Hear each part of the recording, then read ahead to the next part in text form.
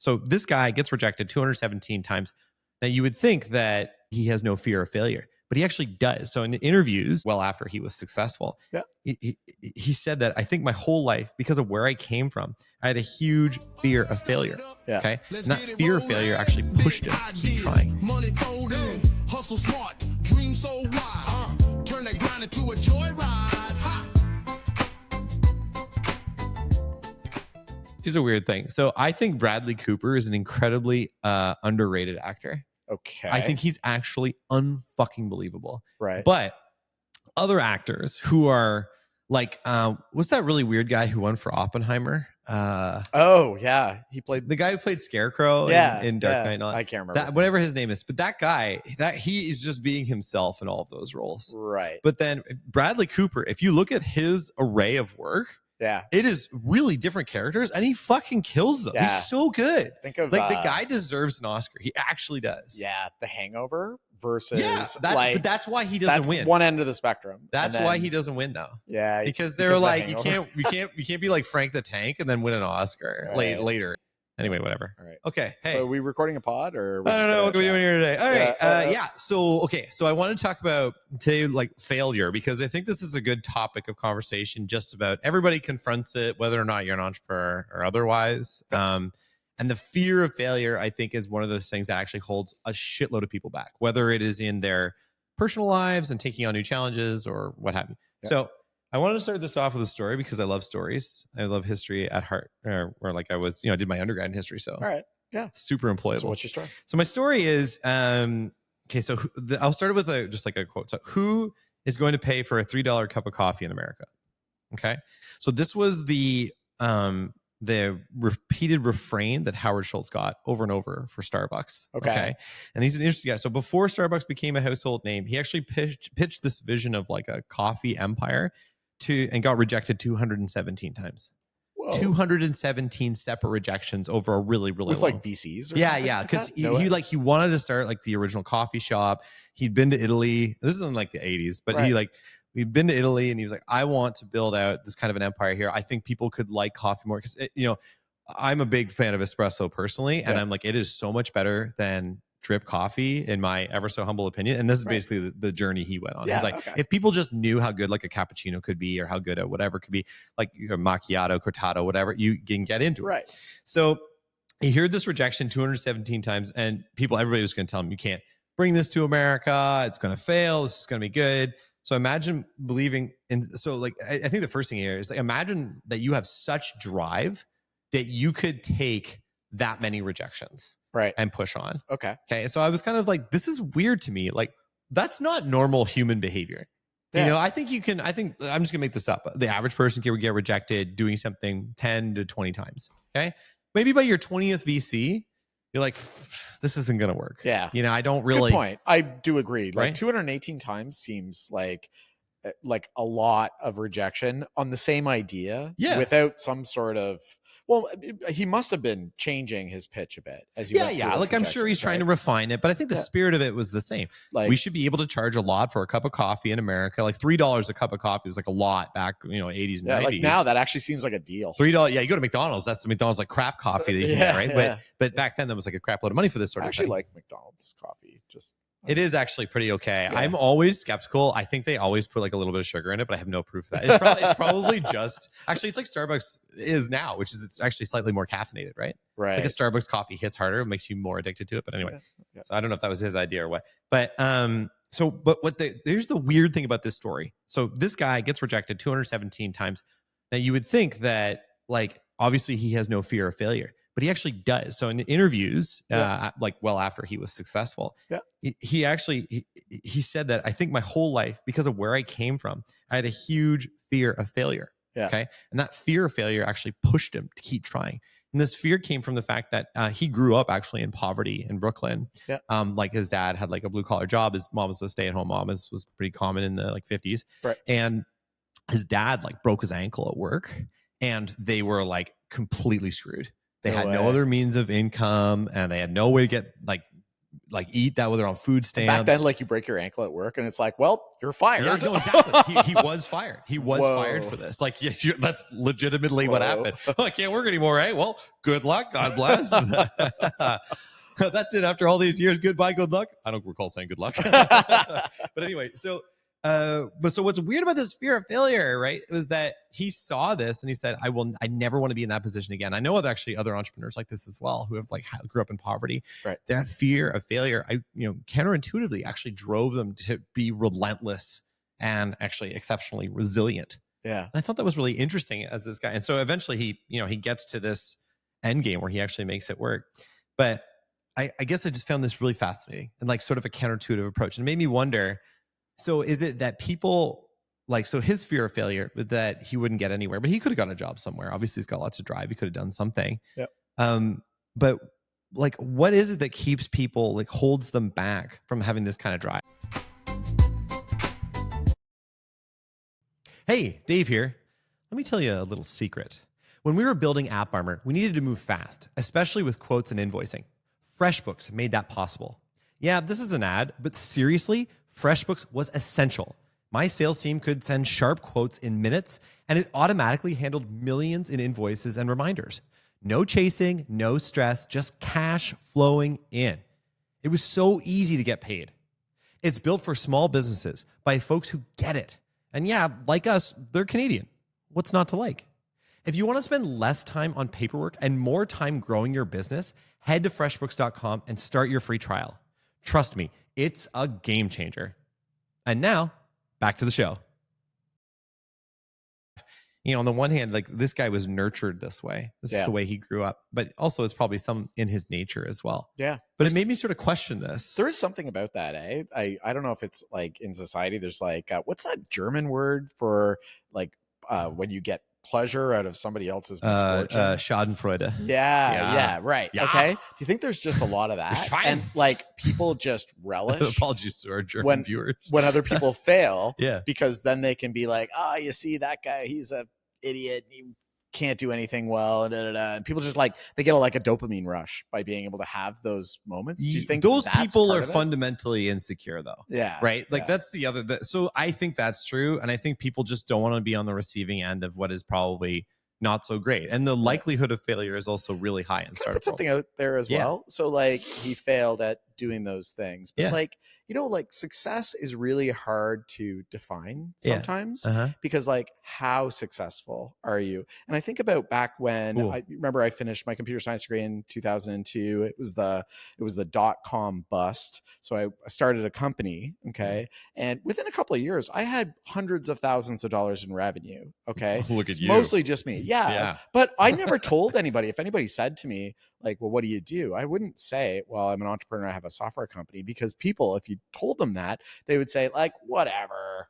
You're right. Well, if it's just you kind of thing. Yeah, whatever. And you couldn't really like show them your income statement. You wanted to though. I remember talking to you about that back in those days. I think that's why I ended up buying like a Porsche, because I was like, I got to have some way to signal that I'm actually successful, even though I can't actually. So there's almost like this, like, fear of failure, but like, you're also almost like when you're successful, you're like, when am I successful enough that I can actually like feel good about myself? I really like this point. So I'm right in the middle of reading, what is it called again? The Subtle Art of Not Giving a Fuck. Yeah. That's actually the book's name. So I can actually, not that we're a PG show or something, but that's actually what it's called.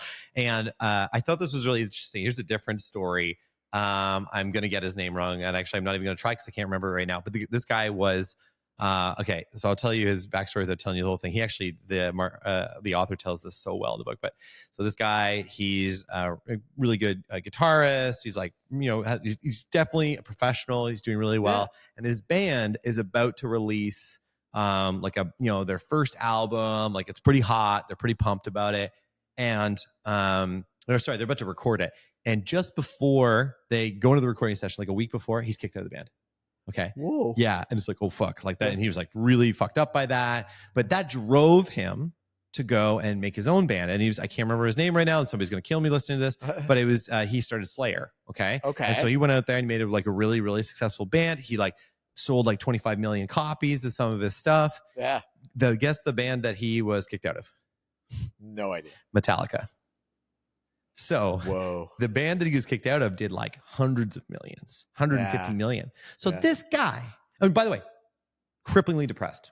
Yeah. Because this guy, even though he was crazy successful, his benchmark for successful was enough now was fucking Metallica. Yeah. So you're kind of, this is a really good question though. Like, what is enough? And I mean, we're getting a little off topic here on the fear thing, but I do think that's kind of interesting because I think when people are benchmarking and like what's going to make them afraid is how big that successful target is going to be. I know a lot of entrepreneurs, for example, for when they start a business or they've sold their first business, let's say they sold, I'm just gonna make this up, they sold for 50 million. Yeah.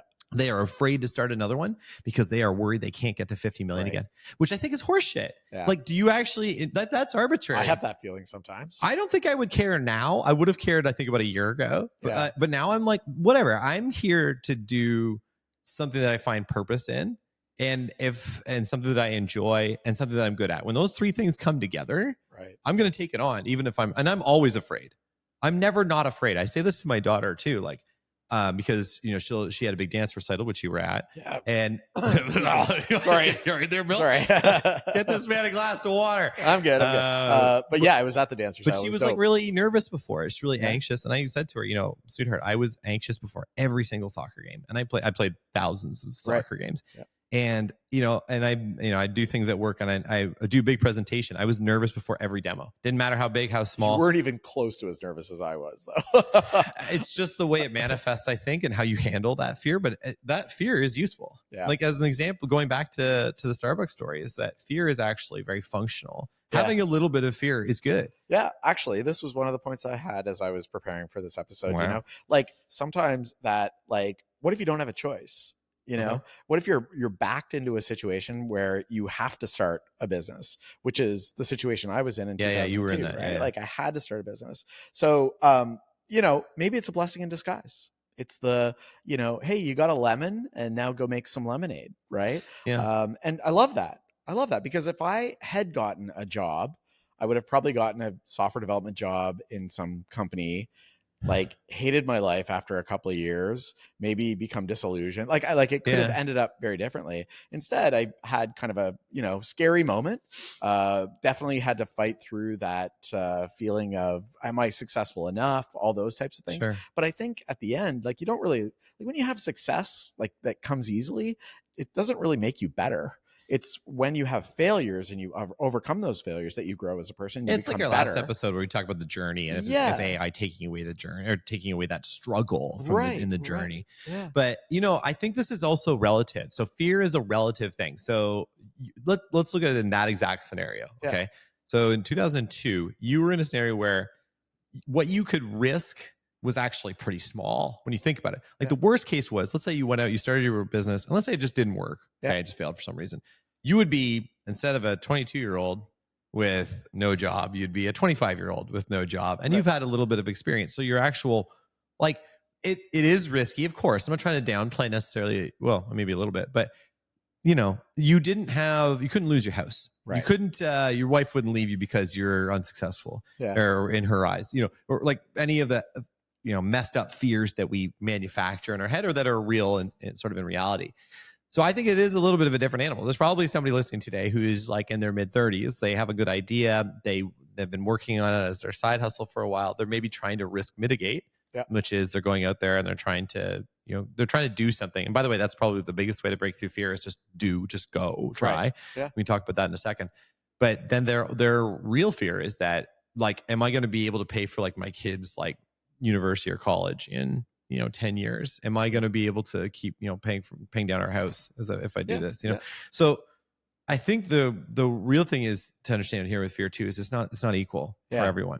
So you just said about university and college and stuff like that. It makes me think of, have you been reading any of these stories coming out? Because it's graduation season right now. And have you been hearing about all the stories about how difficult it is for new grads to land their first job? Yeah, it's all AI stuff now. What's that? It's all AI stuff now. It's basically replacing them. Is that what's going on? I think that's one of the challenges. I think maybe the labor market was really hot and is softening quite a bit. But it kind of makes me think back to my 2002 .com bust days where I'm sure there's a ton of these students or new grads who are probably sitting there and saying, okay, like, what do? I can't find a job. I could go get like a master's or whatever, but then there's going to be a ton of people applying for advanced degrees right now just because can't get a job, economic go back to school, right? Those yeah. things, okay. So that's going to be tough to actually get into one of those programs. Yeah. So then I'm wondering if more are thinking, hey, I should start a business like Chris was doing back in 2002. Right. And talk about fear, right? They're going to be in the same boat, but like, the thing I think that's the time to do it, though. Is what I'm saying. Exactly. That's what I was just going to say. Like the advantage of doing it when you're right out of school is how to live poor. You can sleep on the couch. You can cook up a pot of mac and cheese like nobody's business. Wasn't right? there some guys? This might be like an old wives' tale, but I thought there were some guys at Western that got like scurvy because they only ate mac and cheese for like a whole term. Yeah, that never happens at Queens. No. That's a Western kind of problem. But the same idea though, like I think now is actually one of the great times where young people should be starting businesses because your back is against the wall. But it's low risk. You could probably still live at home with mom and dad for a while. That's what I did when I first came out of school. I didn't have enough money to go get an apartment, or I had no credit rating or anything like that. So had to live at home for a year. Then, try your business idea. Like I think of too with our business when we were in the co-working location, just being around other people doing businesses. Like I feel like what I would do is I would say to myself, I'm going to start a business. I'm going to go to WeWork or whatever, some sort of co-working location. I'm going to treat it as a job that I go to every day, and I am disciplined about it, and I'm going to push this forward and use it as lemons into lemonade. This is a tough market to be employed.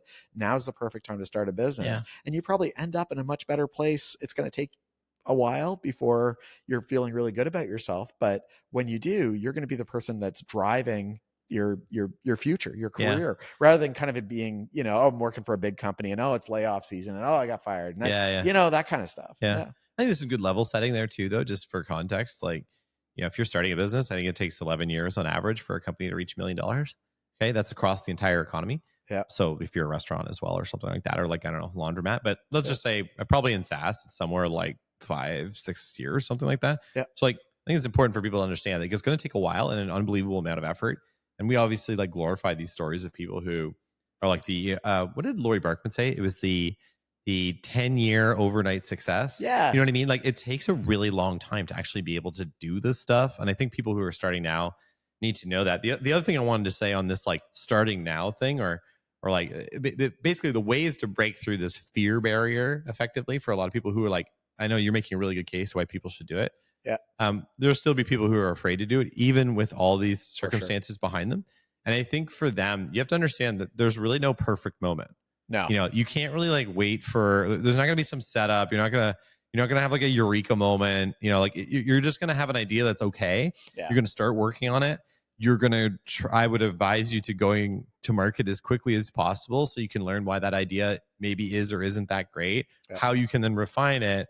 And then that process of refining your product or your service or whatever is going to be the thing that ultimately makes you successful. Yeah. I think the other piece though, is that somebody going to start a business has to be this way overused term, but very high agency. Oh yeah, you love it type of individual. You like this? I do like the term. Enjoy. It's going to get so worn out. It's going to be worn out in like a week. Yeah. Okay, fair. because it's being used so much. But I wonder what ad agency out there is like called high agency now, or if it's like a pot agency or something. I think this is the thing. Yeah. It'll be like a dispensary on the over here in Toronto, like just high agency. We should start an airline called High Agency.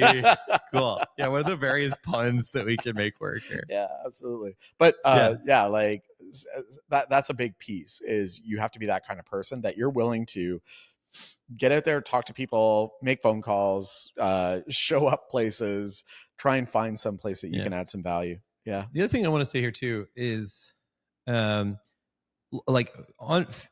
is ultimately a fear of failure, right? So, and I think just tying back to this is like, it's important to understand that everybody fails. Yep. There's nobody who exists in this world who doesn't have failure. The difference is you just don't see them on social media.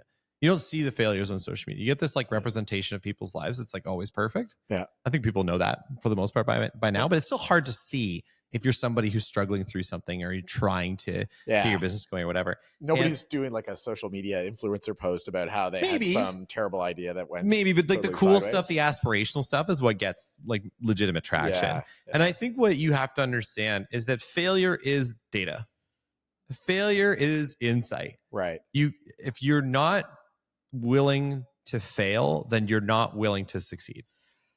Right. I think is what, because that's deep. Yeah, I know, right? Yeah. It's also from the book. I can't claim that. Yeah. I was so close to being like, should I plagiarize? And no, I won't. But it was, I think it's really good insight though. Yeah. Because that's when we had our biggest misses, when the things most went wrong, when we didn't challenge each other enough on certain decisions we were making or whatever, that's when we really learned what we had to do. Yeah. That's when I had a whole bunch of demos that I blew early on, like a lot of them, until I figured out, oh, this is what people are actually like interested in the product for. And then when I knew that, I told you, and then we started developing the product in that direction. Yeah. You know what I mean? We refined all of our different strategies based on this. So that failure is actually, a lot of people go, oh, like I'm obviously afraid of failure. I mean, there's like the big failure, which is like the whole thing going belly up. But these like little incremental things, I think are sort of a different animal, but very, very important to your success. Yeah. One thing too is I feel like opportunities are all around you. Right now, as you know, I bought a cottage and I'm trying to get it all ready so I can enjoy it over the summer and stuff like that. And I'm hiring all these small trades to do things for me, you name it, like painting, electrical, plumbing, all those types of things. Like, yeah. And, like, to be quite honest with you, none of them are very great to deal with. Like they do the work sort of, right. They're not well run. They're not well organized. I'm going to have them all watch this pod. Well, there have been some that have been good. I'll give them credit. Backing it already. Yeah. You know who you are. But there've been a lot where they're not very well run businesses. And I think there's really an opportunity to, like, you don't have to have such an idea that it is completely novel, that nobo's ever thought better of. light bulb. Like literally, if you were, know how to, I don't know, build, I had my garage, put slat wall in my garage. Yeah. If you're really good at putting up slat wall in garages, like you could start a business and just be very organized in the way you do it, and actually go out and do some sales and like knock on doors and say, hey, I'm doing this slat wall stuff. Actually, really funny thing. There's my neighborhood where my cottage is. I get this flyer and it's this little kiddo who says, my name's Tyler and I'm 15 and I can't get a job. So I'm starting my own company. And I want to. Why he couldn't get a job? He said that everybody says he's too young. Oh, okay. Okay, because he's like 15. He says like almost 16 or something like that. Yeah. But then he was like, I want to mow lawns. Okay. Cool. And I'm looking, I can have this much capacity. I can only mow lawns on Saturday. I have this much capacity. Did he use the word capacity? Well, yeah. Really? Yeah, he did. And because obviously he's like an engineer. He's a kid. He has to go to school and do other things, right? Cool, so he's like Saturdays, and he puts in the flyer. He's like, if it happens to rain that day, I'll come back on Sunday to do it. And if it rains that day too, we'll sort something out, but basically says like, I have limited capacity. Anyways, I've seen Tyler going up and down my street. I didn't hire him because you hate Tyler. No, I like Tyler. I met Tyler, but the problem is that I bought the cottage because one of the things, I live in a condo in downtown Toronto, and I kind of want to mow my own lawn. I don't know why, but I have won't. This weird a few years from now, you won't. A few years from now, I'll be calling Tyler when he owns like a fleet of lawn mowing equipment. Is doing like amazing. Probably be robots or something like that. I don't think so, because robots, I was just thinking this, robots are competing with Tyler. So and Tyler's not going to go, they're like 10 grand each. So until those robots. No, they're way cheaper than that. What? They're like, you can get them for like $3,000. That's here's what I think. Lot more than a Tyler. I think though, Tyler could be the guy that is like, I'm going to upend all the other lawn mowing companies. Yeah. I'm going to be the guy that has an army, a swarm of robotic mowers, and I just drive around with my pickup truck and toss it on your yard, and then I go to the next place and just toss another one. Locusts onto your yard to eat it. How amazing would that be? You know what though? Let's go back to Tyler for a second though. Is like that is he's breaking through his fear barrier there. Yeah. He obviously had to get over the fact that he had to like try to market himself. Yeah. And like leaned in it. And I think that's pretty cool. I think that's the thing that stops like the vast majority of people. They don't want to put themselves out there because they don't want to look stupid. But I think ultimately you got to be like willing to do that and willing to fail a little bit, willing to kind of expose yourself and be like, hey, am I cut out for this or not? Is the market interested in this or not? Can we do this? Yeah. And now Tyler didn't quite win you over, but obviously won some other people over. Yep. You know, that's great. I think that kid learned something really valuable in life already. Absolutely. Right? Like I feel like Tyler's the kind of person that is going to be massively we should have successful. Tyler on the show. We're calling in now, Tyler. I think I took a photo of his flyer and sent it to you a while ago. Okay, cool. I think I've got the photo. We'll put it on we'll put it up on the show. Put here. it in the episode. Yeah, just give Tyler a call. And I'll have to if I see Tyler, I'll have to tell him that he's in this episode so he can listen to the nice things we said about him. But shout out to you, Tyler. Good job, pal. Cool, man. Anyway, I think that's a big thing on fear, though. I think like I if I was trying to pull this all together, I feel like part of it is like everybody has fear. Everybody feels failure. You have to be willing to do that, like to fail, to be successful, or to like move yourself forward.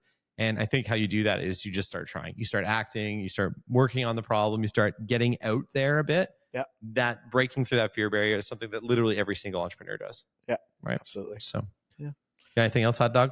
No, I think that's the pod. Cool. Hang on. I want to do one last thing. Oh, yeah? Yeah. We won awards. Whoa. Aren't they fabulous? I will pet it slowly throughout the next episode. Yeah. Shout out to the good folks at the Communicator Awards and shout out to Graham behind the camera. Graham, we see you. He's saluting anyway. Well, I don't know how we'll do this. We'll superimpose you later on. But yeah. Anyway, thank you, folks. Yeah. Okay. Yeah. Let's do it. Yeah, here, I'll hold mine. Oh, I was petting it off screen. Yes. Petting There's just so many people I want to thank. Oh, no, you have to pet. Oh, you know what we should do to end this episode? Like right now, as I'm speaking, we should start playing me off. Like the piano starts. Wrap it up. Wrap it up. Wrap it up. That's the pod. See you later, folks. Start it up. Let's get it rolling. Big ideas, money folding. Hustle smart, dream so wide. Turn that grind into a joyride.